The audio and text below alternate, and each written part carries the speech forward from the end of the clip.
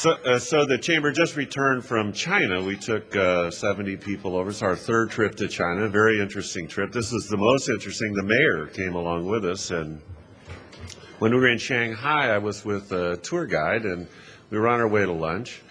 And Marty was in a restaurant, and I pointed out to this tour guide. I said, "You see that woman right there? That's the mayor of Santa Barbara." And she said, "No."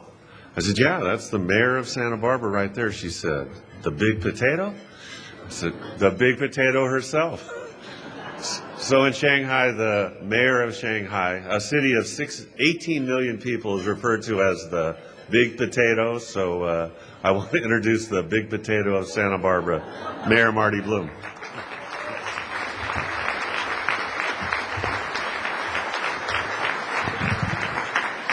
Thank you, I think, Steve.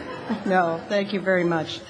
Well, this is exciting. We're here today. We have an extra ballroom this year. Last year we had 2 ballrooms full, and I really appreciate the fact that all of you came out so early and you're interested in what the city is doing. Good morning and welcome. Thank you all for being here. I want to begin by saying how honored I am to be here today to give my 7th State of the City address. I'd like to begin by thanking the Santa Barbara Region Chamber of Commerce and Steve Cushman, Executive Director, for co-hosting this event once again. At this time, I'd also like to introduce each of the members of our City Council. Councilmember Grant House, his picture should appear, it did, serving as Mayor Pro Tem this year. Councilmember Doss Williams, serving as Chair of the Ordinance Committee. I know he's out of town. Councilmember Roger Horton, who serves as Chair of our Finance Committee. Councilmember Helene Schneider, who serves as Chair of the Sustainability Committee. Councilmember Ia Falcone, who leads our Committee on Legislation and our Solid Waste Committee. And Councilmember Dale Francisco should be here soon, I think. He's the newest member of your City Council. Our City Administrator, Jim Armstrong, is also here today, and you'll hear from him later in the program. And also joining us is the City Attorney, Steve Wiley. Next, I want to introduce another group of individuals, the city's department heads. Our talented executive team brings over 250 years of experience in local government to our city. I'd like each department head to be recognized by standing, and keep your applause till we get them all standing, and they can remain standing to the end. Assistant City Administrator Joan Kent is here. Airport Director Karen Ramsdell. Waterfront Director John Bridley, Finance Director Bob Pearson, Police Chief Cam Sanchez, Parks and Recreation Director Nancy Rapp, Fire Chief Ron Prince, Library Director Irene Macias, Assistant Services Director Marcelo Lopez, Administrative Services, Acting Public Works Director Paul Casey, and Acting Community Development Director Dave Gustafson. Let's have a round of applause for all of the department heads.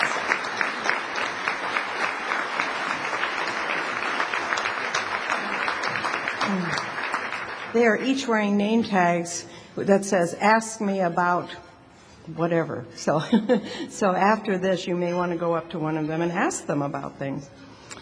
As Mayor of the City, I'm pleased to welcome you to the 2008 State of the City Address. This morning, I'm proud to share our achievements over the past 12 months, as well as our future goals. In the face of many challenges, the city is proactive when it comes to preparing for our future. We're making great strides as a city, especially in 5 major areas: youth and family, emergency preparedness, community facilities, sustainability, and long-range planning. Your city government is making plans in these areas to improve the community you see today and be prepared for the future. We look forward to working with our many partners in the community to maintain our vibrant economy, to protect our environment, and to plan for future generations. Let's start with youth and family. In this past year, the city has made public safety and curbing youth gang violence a top priority. We've learned a lot about gang violence. We all know it will take a full community effort to stop it. To tackle the challenge, we've built strong partnerships with service providers in enforcement, recreation, employment, education, and support services. A group of community leaders representing these key areas has been formed to prepare a strategic plan to address youth violence issues. Together, we will improve services for at-risk youth and put an end to youth violence. Taking a look at a few of our recent actions to date, we've increased police presence in known gang locations. In the last 9 months, the police department has made 80 arrests. That's 80 arrests related to gang activity. We've also introduced a police bicycle patrol with an emphasis on neighborhood gang issues. But we realize the solution to violence goes beyond making arrests. The police department's PAL program, that's Police Activities League, has been especially active this past year in providing positive opportunities for young people. For example, teens in the PAL program participate in regular basketball tournaments, community arts projects, and take field trips in the community.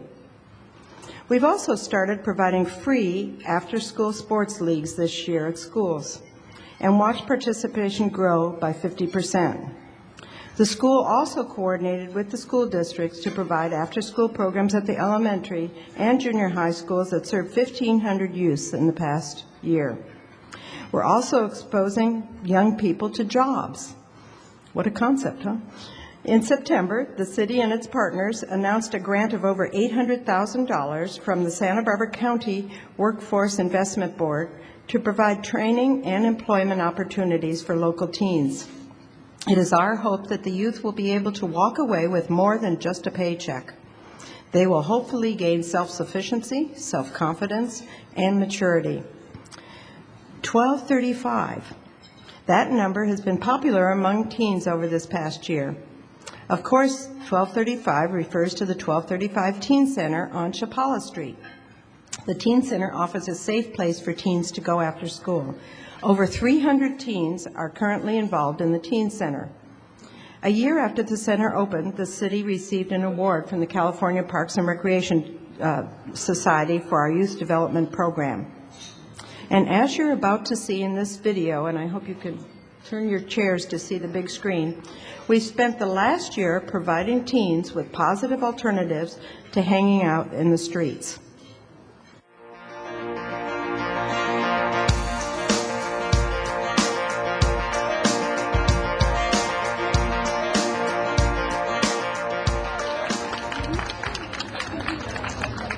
Past year, the city has enhanced ways of reaching out to the young people of our community and have tried to keep youth out of trouble. We've been very involved in the prevention with our Police Activities League and with the schools, and we're doing a lot of mentoring in our Pell program and parenting classes. So we've been doing a real good job of doing that with families, which we think is the key to this whole thing. The City Council is very supportive. They've provided additional services in the last budget cycle to provide free after-school sports programs to all elementary school kids. And it's steps like those that make a difference in the young people's lives and will eventually make differences in their future. The importance of the city's involvement is it sends the message, it sets the tone. It's a way of defining, it's a way of sending a message to the larger community that this is a concern. But the city cannot reach the youth alone. The key is collaboration. To raise the youth in this community is a collaborative process. There are so many organizations, not just schools, that work directly with kids. For us to be successful, it requires that we all collaborate. Whether it's sharing our knowledge and friendship through a mentoring program or employing teens through job placement, there are many opportunities for the community to get involved. There are hundreds of youth-serving organizations in this community. People and businesses can get involved in any of these to be sure kids are connected to activities that are healthy, that are productive, and that are led by adults. Having strong families, having healthy families, and supporting youth keeps youth out of trouble, it makes them productive citizens, and it just gives back to the community. Well, with so many programs focused on young people in our community, I can proudly say the city's youth are being served better than ever. How can you help? Well, mentor a teen or hire a teen. As business leaders, you can provide job training and encouragement to help young people gain skills and self-confidence to be productive members of our community. To learn how you can help, visit our youth services booth in the back. Afterwards, not right now. Emergency preparedness. Last year, I was standing before you in the same room and told you that we were ready to take emergency preparedness to the next level. Well, in the last year, we have. The Zaka fire gave us an opportunity to be proactive and prepare for the possibility that fire could reach the South Coast. Although the Zaka fire did not reach Santa Barbara, we've learned valuable lessons from the experience. Because as you are about to see in this video clip, it's not if, but when the next one hits.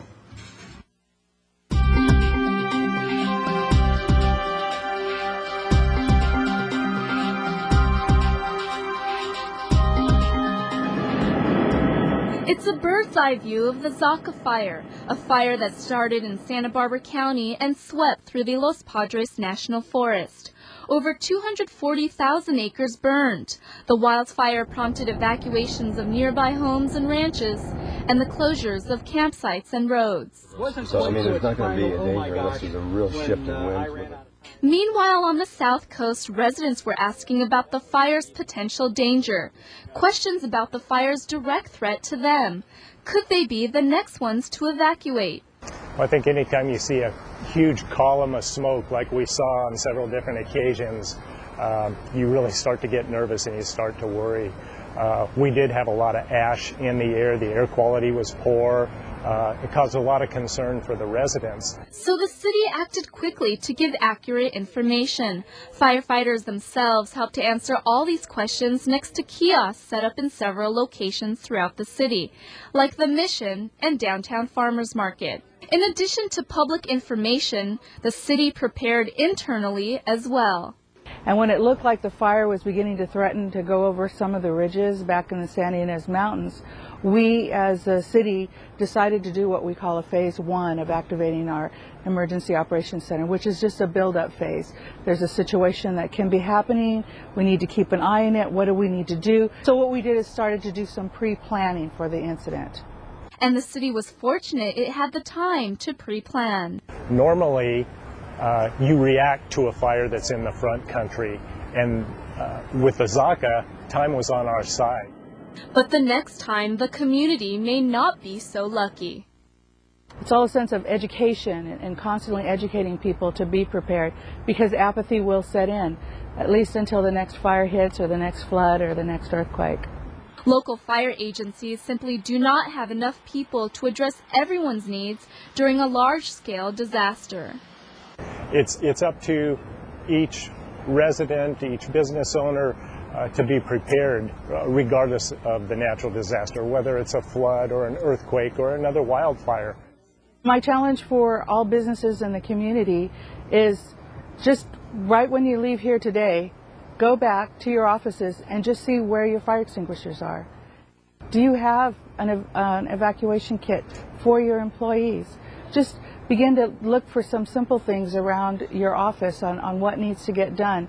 And always practice. Remember, people don't do what they've learned, they do what they've practiced. So by having those plans in place and practicing them constantly, you're going to be able to have a business that you're not only proud of, but you'll know that you'll be able to come back and recover from whatever incident may come up.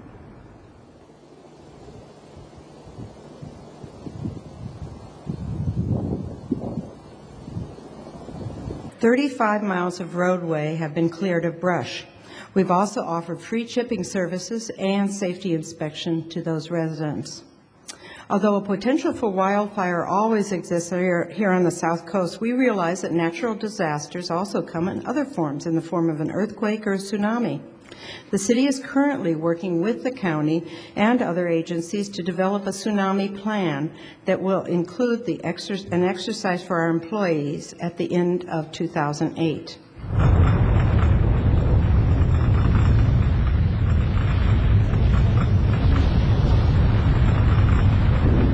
Well, folks, I hear that we just had an earthquake. Thank you for laughing, because I was worried somebody would start running outside. This is very good. If everyone would just stand up, we're going to do a little exercise here, and we'll see who's prepared for an earthquake. We have a series of questions. This is better than me getting out of bed, isn't it? Remember that one? We have a series of questions to see, and what we want you to do, if you can say yes, remain standing to the question. The first question, please remain standing if you have a smoke detector at home. Well, we're going to be in trouble here because we want one person standing at the end. This is going to be hard. How many of you have a fire extinguisher in your home? If you can say yes, stay standing. Okay. How many of you who have a fire extinguisher know how to use it? This is the important part. Everyone in your family, thank you for your honesty, a couple of you. Everyone in your family needs to know where it is and how to use it. Here's another one. Do you have a working flashlight for each member of your family? A working flashlight. It's about those batteries, isn't it? Yeah. Thank you, Steve. I asked you earlier if you have a smoke detector. Here's a real challenge. How many of you have checked your smoke detector battery in this last month? I thought this would be the one that got you. And I hope my husband sat down. And that was because I told him last weekend we have to check the battery. I knew this was coming up, but he wouldn't do it. Oh, well. Here's the next one. It is recommended that you test smoke alarms once a month and replace the batteries at least once a year. Probably when the time changes, you could do it twice a year. How many of you left standing have 5 days worth of water stored at home?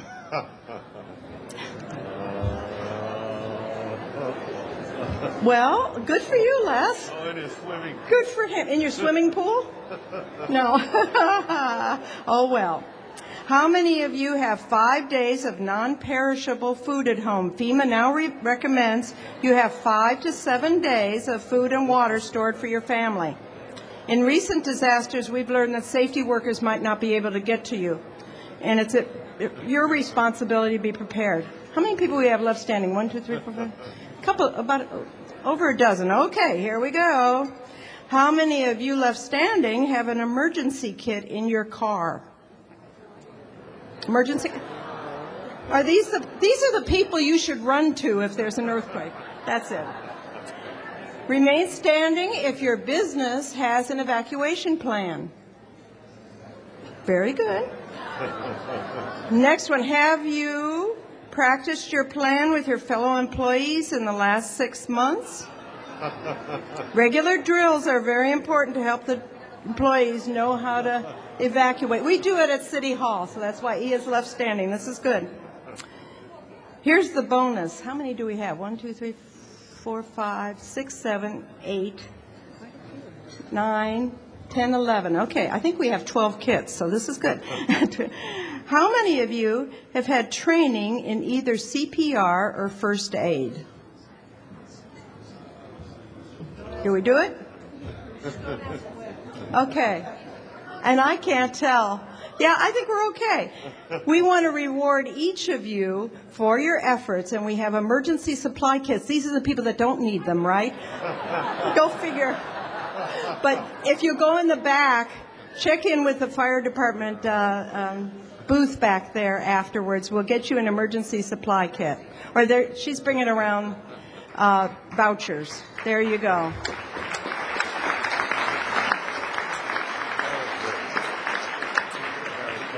I had visions of people running out of here and we'll never see you again with that earthquake. Community facilities, let's go on. Looking at some of our community buildings and essential infrastructure, I'd like to highlight some of our successes. The Granada Theater has reopened its doors after 5 years of construction. Yeah. Absolutely. And it's beautiful. Along with substantial community funding, the City Redevelopment Agency provided $5 million to help restore the theater to its former glory. We thank everyone in the community who contributed to give Santa Barbara a world-class performing arts center, and that it is. Around the corner, Casas Las Granadas affordable housing project was completed with 12 housing units for low and very low income workers in the downtown area. This project was funded by the Redevelopment Agency and People's Self-Help Housing. For the second year in a row, the city was selected to receive the League of California Cities Top Award for Major Public Works Project. The city's Sheffield Reservoir took top honors with a project that buried 2 concrete water reservoirs and converted the land to public open space. We are proud of our efforts to keep the city clean. 8 neighborhood cleanups have been completed in the last 6 months. Working with the California Conservation Corps, city crews have removed or mulched brush and trees that would be equivalent to 6 dump trucks. The city's graffiti abatement crew has also remained active, painting over 25,000 square feet of graffiti in the last year alone. Another highlight is the new brick paved sidewalks and landscaping on the 400 and 500 blocks of State Street. This project was completed last year with the help of local businesses. And after 3 years of construction, 20 years of planning, and approvals from 19 different government agencies, the airport's airfield safety project is now completed. It's safe to land, huh? It's good. The airfield project included shifting the main runway, constructing a new taxiway, and relocating 2 creeks. Close to 100 acres of Goleta Slough were restored with native plants, and with the completion of this project, we are now in full compliance with FAA safety standards. More changes are underway at the airport. Designs are complete for a new 60,000 square foot airline terminal, a refurbished historic terminal, we're keeping it, folks, and reconfigured short-term parking lot. Passengers will love the new terminal. Construction will begin at the end of this year and finish in 2 to 3 years. Moving to the waterfront, construction of sidewalk and landscape improvements along East and West Beach will begin this year. The East Beach sidewalks will be finished by this summer, while the West Beach improvements will be constructed in the summer of 2009. When complete, the projects will enhance pedestrian safety and access along the beachfront.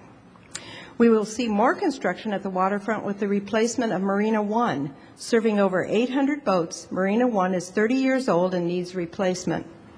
Construction of the new marina is expected to begin late next year and will be completed over the next 15 years. Another older facility needing renovation is our fire station headquarters on Carrillo Street. This building has been used 24/7 for almost 50 years, while responding to over a third of the fire and medical emergency in the city. The renovation project will help a critical public safety building remain standing through an earthquake. That's also a good concept, isn't it? Although the city is excited about these projects you're about to see in this next video, there are a number of aging community facilities in need of renovation.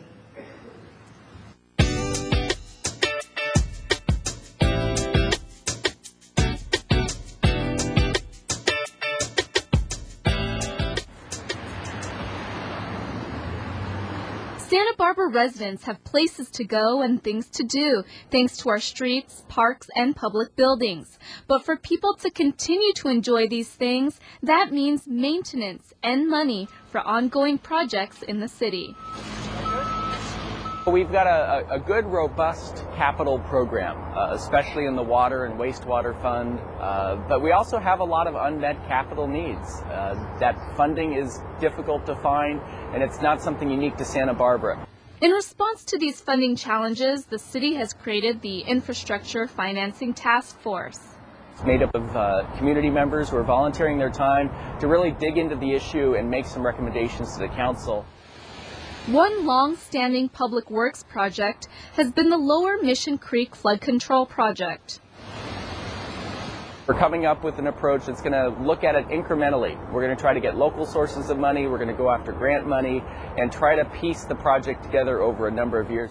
The city has also developed a planned approach to another capital project, the completion of the Sidewalk Infill Program. Balancing all your different needs and having limiting funding, and so just trying to hit the top priority ones first and keep chipping them off over time. An ongoing project that directly affects the lives of people who live or work here is the maintenance of city streets. The old concrete streets are tough to do. They're expensive to do because it's difficult to take the concrete out and then completely rebuild the street in a new structure. And so that's another one of those that just a basic slurry seal doesn't cover. And so we go after grants and other kind of one-time funding sources to try to get after those as we can. The city is also making sure that residents lead healthy and active lives by continuing to improve city parks and recreation facilities. We have had recreation facilities for many, many years. At the same time, those facilities need to be maintained, either repaired or upgraded to meet new standards so that they can continue to provide services.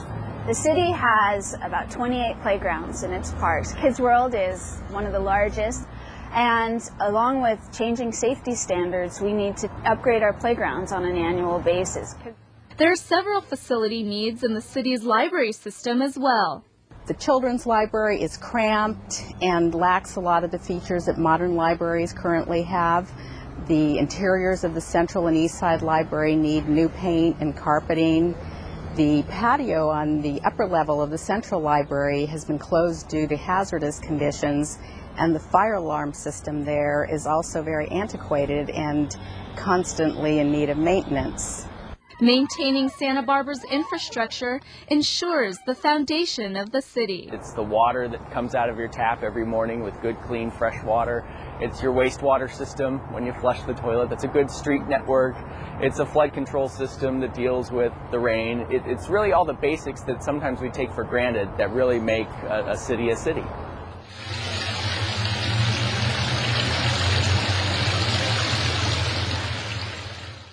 At this point, I'd like to introduce our City Administrator, Jim Armstrong, to tell us about the city's infrastructure needs and the financial condition of the city. Jim?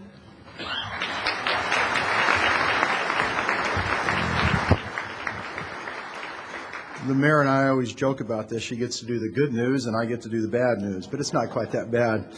I'm pleased once again to provide you with a brief overview of the management and fiscal issues facing our city. As I've indicated to you in the past, it's important to understand that our city is a major business enterprise, employing over 1,000 full-time employees, 500 part-time employees, and with an operating budget of over $200 million annually. We provide services not only to our own residents, but to many residents throughout the entire south coast of the county through 11 operating departments and 140 different program areas. We generally distinguish city services into two different categories. First are those traditional city services such as that are funded through tax revenues, and that includes the police department, fire, parks and recreation, community development, the library, parts of our public works operation, and administrative support functions such as the city attorney, finance, and administrative services. The city also operates a second type of function that we call enterprise operations, which are fully funded from fees, charges, and lease revenues. They receive no general tax revenue. Examples of our enterprise operations include the airport, our wastewater and water utility, our downtown parking operation, the golf course, and the harbor and waterfront operations. I want to talk a little about the overall financial condition of our city. In general, the city continues to be in a strong financial position. However, we are clearly experiencing a major slowdown in revenues that will challenge our organization over the next 2 to 3 years. For example, the city's transient occupancy tax growth has slowed this year to just over 2% over last year, compared to growth rates of 7% over the last 3 years. Transient occupancy taxes total about $14 million a year in our general fund, and the total general fund is about $100 million. We are also continuing to see virtually flat retail sales tax revenues in the city, which is fairly typical of what we're seeing throughout the state of California. This revenue totals about $20 million of the city's general fund. Property taxes are now our largest revenue source and total about $22 million a year. Again, we are seeing this revenue source, the growth rate slowing considerably over what we've seen the last few years. As you can expect, this is due to the decline in property values that we've been seeing, as well as less sales activity and some downward appraisals that have been implemented by the county assessor's office. We've also seen declines in other revenue sources in the city, and most notably our building permit revenues and all of the planning fees we're charging basically as a result of the housing slump that we're seeing locally and nationally. As a result of these revenue declines, the proposed budget that I'll be submitting in about 3 weeks to the City Council will include about $3 million in adjustments to both revenues and especially in reductions to departmental operations. Although these changes will have some impact on services provided to the public, we expect the overall impact this next year will be minimal.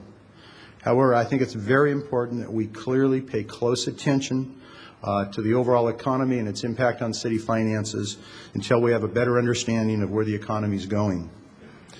With these adjustments, I expect that the city will continue to maintain a general fund reserve of approximately $22 million, which is about 22% of our general fund operating. In our enterprise operations, we also maintain separate cash reserves to be available should there be a major emergency. Generally, these reserves are about 25% of the operating budgets of the various enterprise operations. And to put it in perspective, I want to give you some examples. In our water fund, we maintain about $12 million in reserves. In our wastewater fund, $7.2 million. The airport, close to $7 million. Downtown parking, $4.6 million. And at the waterfront and the harbor, $4.6 million. With our aging infrastructure, as you saw in the video, and our history of natural disasters such as floods, fires, and earthquakes, it's very critical that we maintain adequate cash reserves in case there's a major emergency. So although the city will continue to be on a stable financial footing, I think it's very important that we watch things over the next couple of years. I'd like to talk now about a few of the challenges that we're facing in this organization. First, I want to talk about the state budget situation. One of the most frustrating aspects of managing a public organization in California is the ongoing fiscal disaster in Sacramento. Year in and year out, we as a city balance our budget on time, maintain adequate reserves, continue to do long-term infrastructure planning. However, at the state level, there continues to be no effective budget or financial management. Budgets are typically approved months after they're supposed to be approved, after closed-door deals are cut. And there's no long-range planning going on for any kind of capital development in the state. Compare that with years ago when our state was viewed as a leader in long-term financial and infrastructure planning. As a result, our state constructed the state water system. We implemented the visionary master plan for higher education, and we constructed probably one of the finest transportation systems in the world. However, today we find our state literally struggling to meet weekly and monthly cash flow needs and borrowing every year to meet their overall needs.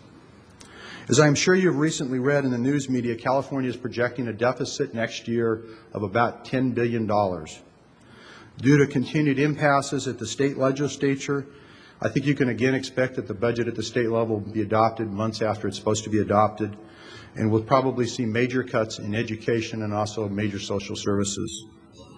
Of special concern to our city and the entire South Coast are the anticipated cuts that the county will receive for alcohol, drug, and mental health services. If these programs are reduced, it could have a significant impact on our community's ability to deal with homeless and transient problems, which are already a major problem in our community, as well as the terrible drug and alcohol addiction problems that create many of the social issues that we're dealing with. As the mayor mentioned and as you saw in the video, our city continues to need to invest more in our vital infrastructure. To put it in perspective, the city's capital plan is composed of over 268 miles of streets, 200 miles of sewer lines, 200 miles of water lines, 1,750 acres of parks, and over 100 separate buildings, marinas, wharfs, our wastewater treatment plant, our parking structures, and I could go on and on. The replacement value of these assets is estimated to be about $2 billion. So maintaining this infrastructure network is critical to the long-term health and especially the economic vitality of our community. As was mentioned in the video clip, last year we completed a comprehensive capital needs assessment of the city that identified about $440 million of work that needs to be done in the next 6 years. Unfortunately, about $145 million of that work is unfunded.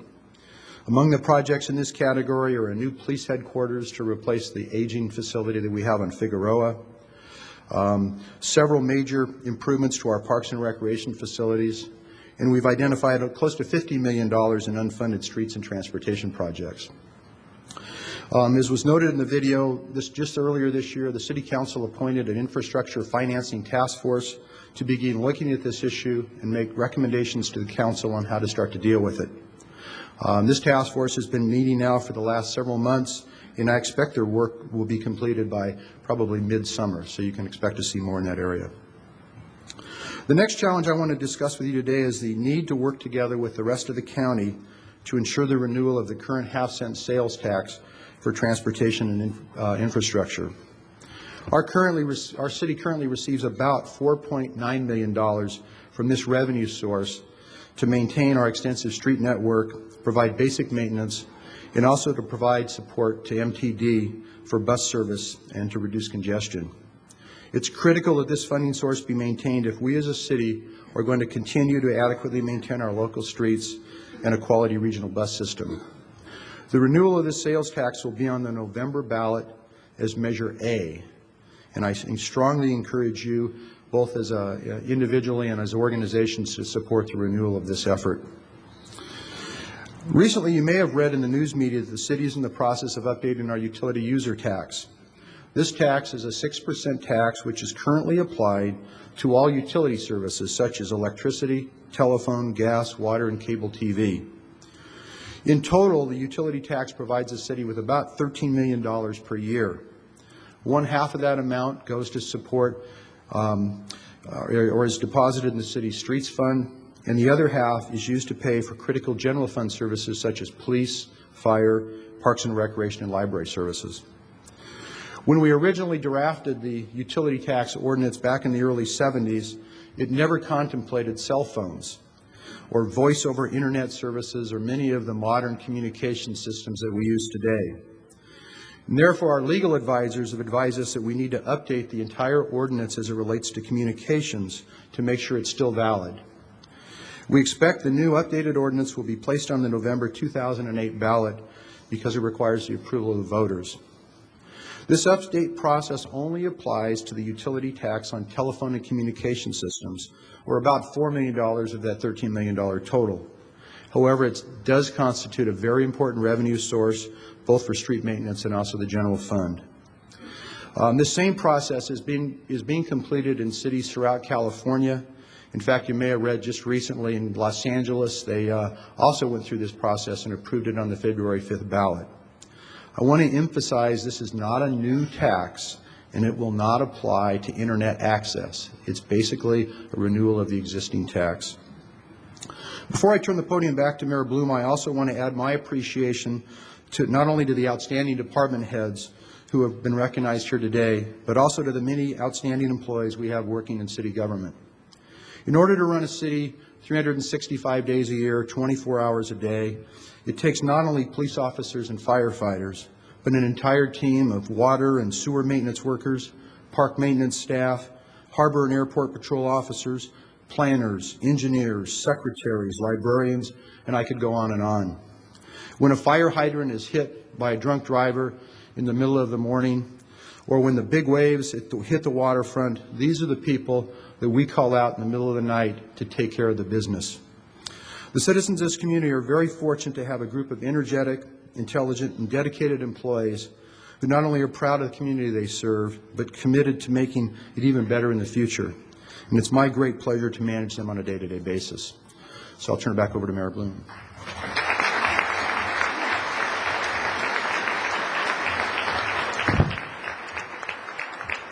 Well, thank you, Jim. We're lucky to have Jim. He does a great job. Sustainability. Last year at the State of the City address, we introduced you to Sustainable Santa Barbara program. I'm proud to say the city is continuing as a leader in sustainability when it comes to waste prevention, climate protection, and water quality and conservation. The city is constantly educated in the community about the importance of water quality. Creek and beach cleanups are ongoing and provide opportunities for our community to get involved. To add to our list of awards this year, our Integrated Pest Management Program won a top state award for Santa Barbara's innovative approach to use low or non-toxic pesticides to eliminate pests and weeds from our parks. Today, 98% of our city's parkland is considered green or managed with the least harmful materials. From staff meetings to department barbecues, Santa Barbara became the first city in the United States to host zero waste events. Plates and utensils are compostable or recyclable. Since April of last year, the city has been joined by 10 businesses and 2 schools to compost food scraps. They're listed on the screens. Through this program, we've diverted 160,000 pounds of vegetable peelings and plate leftovers from the Taigos landfill. The food scraps and compostable cups and plates are hauled to a certified compost facility. From there, the compost is used as soil amendment to local farms. The collection effort is the first food scrap recycling program on the South Coast and one of less than 50 in the country. And I'm proud to say this Friday, I think it is, or maybe it's next week, I will be going to Harding School, which will be the first elementary school to do this. And it's a very great lesson for the kids.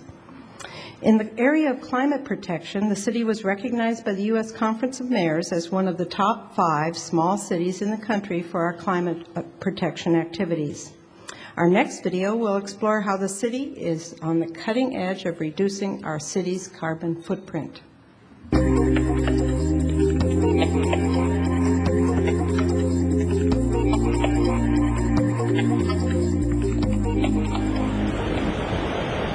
When it comes to being green, the city is at the top of its game. Reducing greenhouse gas emissions and protecting our climate is a top priority for the city of Santa Barbara. The city is making plans to reduce emissions through the use of renewable energy, energy conservation, and reducing vehicle trips. Conservation is the most cost-effective method to reduce electrical energy, which contributes to climate change. The city practices conservation by upgrading its facilities to be energy efficient. In addition, the city reduces its use of fossil fuels through renewable energy. We're rolling out a new photovoltaic solar array, 300 kW system at our corporate yard. That system should essentially provide about 5% of our total energy used by the city. It'll be kind of a marquee project for renewable energy. And the city doesn't stop there. It is on the go with saving energy. All traffic lights have been retrofitted from incandescent to LEDs, which use 1/3 of the energy of the old stoplights. The switch to LED signals saves 1 million kilowatt hours per year. That's enough to power about 100 homes. The city is also reducing its carbon footprint through the use of alternative fuel vehicles in the city fleet. Currently, 30% of vehicles run on some form of alternative fuel, and that number is going up. The performance of the alternative fuel vehicles has been great. The hybrids, there's been no increased maintenance costs as of this point. And the biodiesel at the level that we're doing right now, which is the B20, we have not had any issues up to this point. By the city's involvement in this, it helps create some of the demand and drive some of the technology. By taking these actions, the city will remain a leader in sustainability. The city hopes to be a good example for the rest of the community and other cities to green our operation and consider sustainability issues as we operate our business. We look to other businesses to find opportunities for energy conservation and renewable energy. Well, as you've seen, one of the easiest ways to reduce your carbon footprint is through conservation, and we are leading by example. Santa Barbara recently adopted the most stringent energy efficiency requirements in the state to cut energy consumption in new construction and business retrofits. Our Architecture 2030 Energy Ordinance exceeds state energy standards by 20%. Since buildings account for half of our energy consumption, green building techniques can go a long way in reducing our emissions. In short, green building practices reduce our consumption of energy, water, and materials. Many of you may not know that saving water saves energy too. A lot of energy is needed to bring you clean water.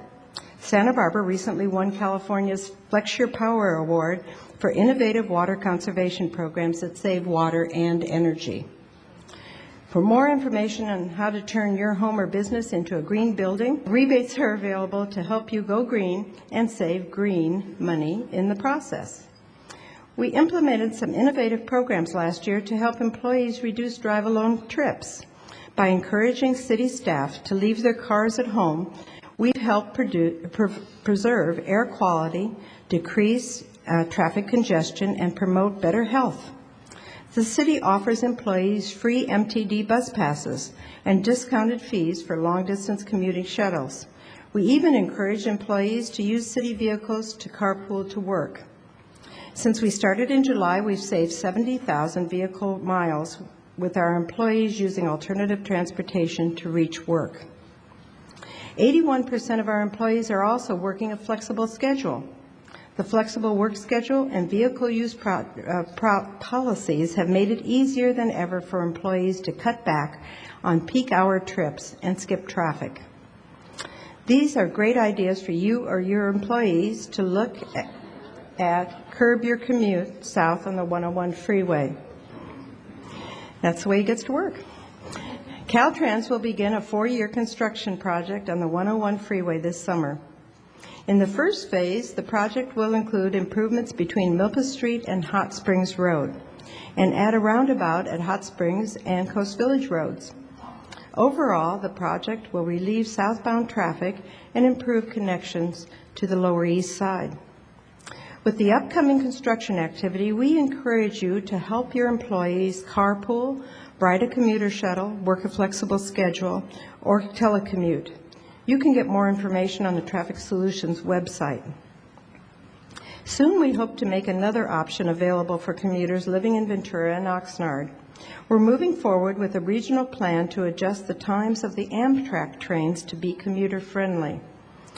Also known as On Track, this project has received approval and overwhelming support from key government agencies in Santa Barbara and Ventura counties. This strategy is the first step toward a commuter rail option. Plan Santa Barbara. The city's general plan update process is off to a great start. At your places, you have found a copy of the summary report that was published after we completed the first phase of public participation. This explains our outreach efforts in the community and identifies key issues that surfaced in public meetings. In our final video, we update you on Plan Santa Barbara and where it stands today.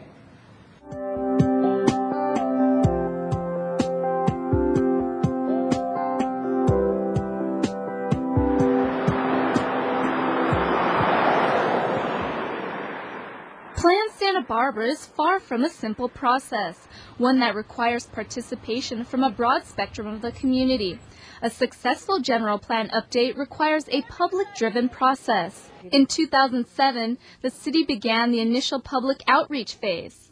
Between March and September of last year, over 900 community members attended small group meetings and public workshops related to Plan Santa Barbara. And I would really like all children to be able to do that.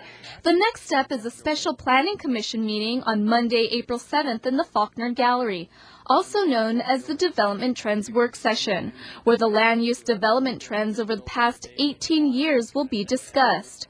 Growth will be at the center of the discussion. And a Development Trends Workshop will evaluate what the remaining amount of growth would be in Santa Barbara given its current general plan, show where that growth is going to take place, and then evaluate what the implications of that might be so that we can find out whether we've got too much growth or just about the right amount of growth or want a different kind of growth. After the Development Trends Work Session, public workshops will be held on April 19th and 23rd in the Faulkner Gallery. Whether it's the youth, the neighborhoods, or the business community, it's a way for the public's voice to be heard. I think that everybody involved with updating the general plan is approaching it in a reasonable and positive way. I think everybody wants a good outcome. We're trying to reach out and include people at all stages of the Plan Santa Barbara process, because what actually tends to happen is when, again, we're dealing with the real issues and the choices and a decision is about to be made, that's when people tend to come forward. And we're really hoping to hear from people as early as possible. Updating the general plan is off to a solid start. Now it is up to you, the community, to keep the process going strong. Well, from here, the Plan Santa Barbara effort will guide our community through several key issues. We're going to be asking some hard questions. How much further can our community grow and where? How will we accommodate growth while preserving our small town feel? How is traffic affected by the parking we provide?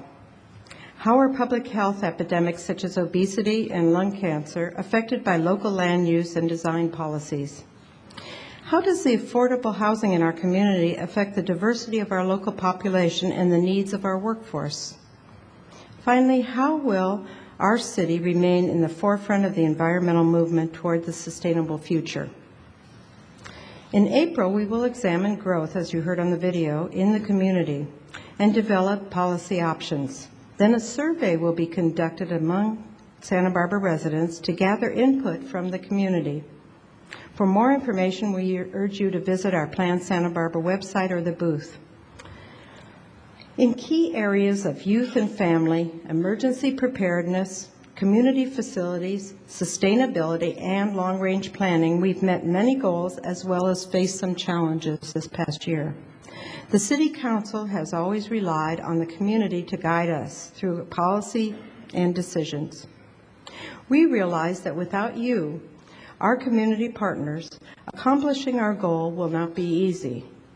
But together, we can and will develop creative solutions to find funding to maintain our streets and community buildings.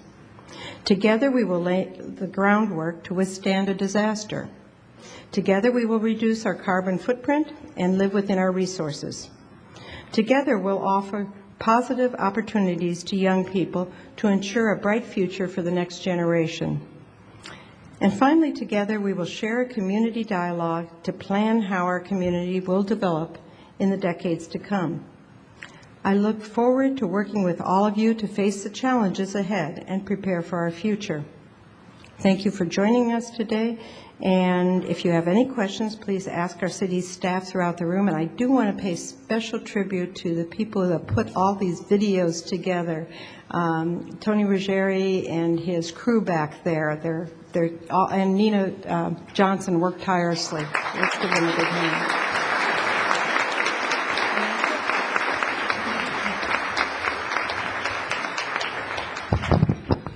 Okay, let's turn the lights on. Right on time for this 21st annual State of the City breakfast. We'll see you next year at the 22nd annual breakfast. Thank our presenting sponsors, Benelec, the gas company, and Business First Bank. The table sponsors, the Chamber Board of Directors. We've got Nobel laureates in the room, philanthropists, presidents. Fantastic turnout. Thank you. See you next year.